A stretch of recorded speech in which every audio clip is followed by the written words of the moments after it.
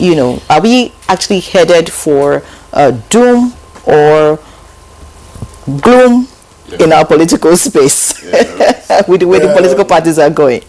I don't know. I just believe that even though people will say, oh, don't go back there, don't talk about military hangover and takeover and all of that, but we can't talk about the stunted growth of our political party system without talking of that 29 years of military interregnum in our political space between 1960 and now.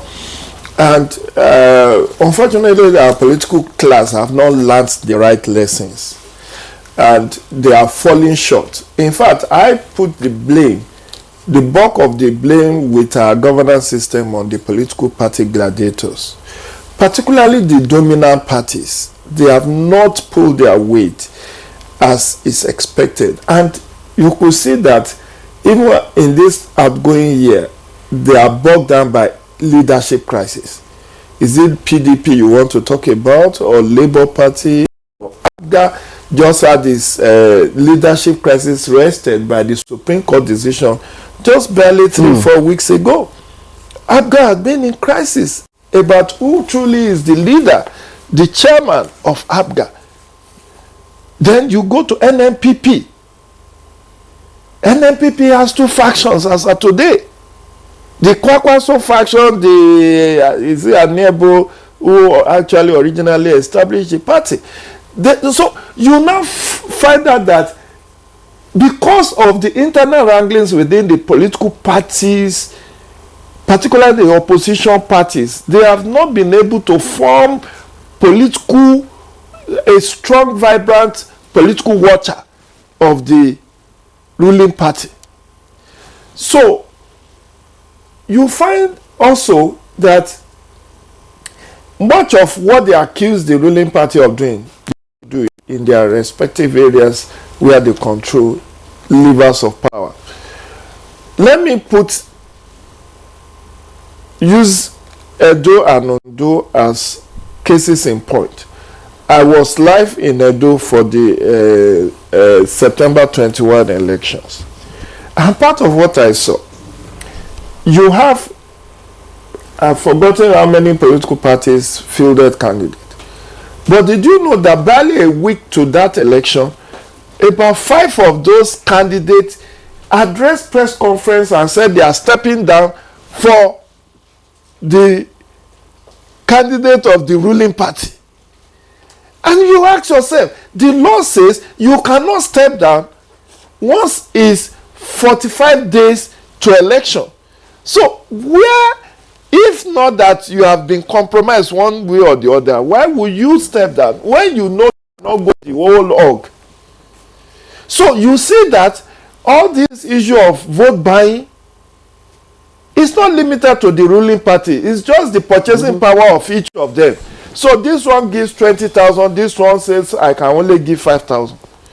And you now find out that in their own respective strongholds, where they can also, in fact, one thing I think we need to flag with 2023 and 2024 was the traction that misinformation and disinformation is gaining in our political process. You see political gladiators using a lot of fake news, misinformation, and disinformation to demarket themselves when it comes to political contestations. And I think it's a worrying, peculiar to Nigeria, because it also happened in US elections.